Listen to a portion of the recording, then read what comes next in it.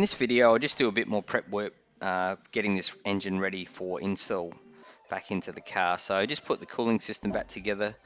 There's such a tight fit in smart cars that what you do is you put these cooling pipes on, leave the intake off until it's basically hooked up back in the car, I think is the best way to do it. So I'm just doing what I can here, and I'll do the rest of it once it's actually bolted in the car. And the alternator I had to take off to fit it into this cradle, so I can just put that back in now.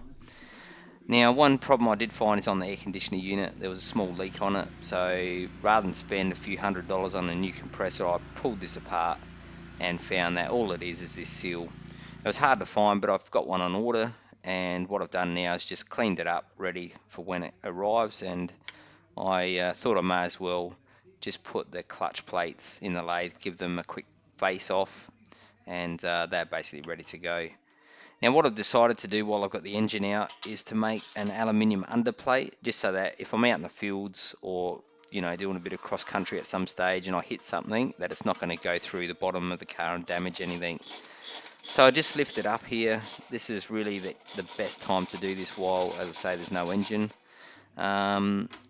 There's a quite a significant bracing set up under these cars, so you can see here. So what I've decided is I'm going to take those main bolts out, put the aluminium sheet right up against that, and then bolt it back in using the same bolt. So here's the sheet cut, and sometimes you've got to improvise when you don't have the right tool. So I don't have a bender, and I certainly don't have a bender to bend this thick.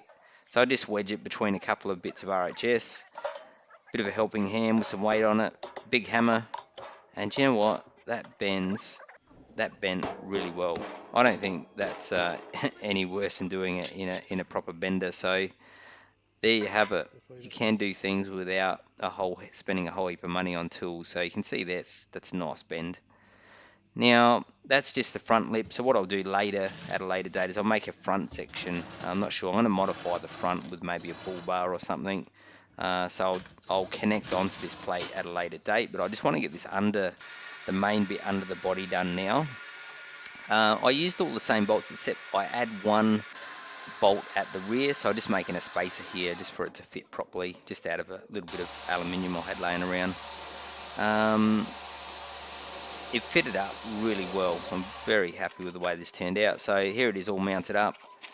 That's going to provide awesome protection for under the car, and just peel the plastic off, and this is pretty much job done. So it's just a quick update. In the next video, I'll finish off that air conditioner compressor seal, put it back together, and I'll put the engine back in, and it'll be ready for its first start. Stay tuned.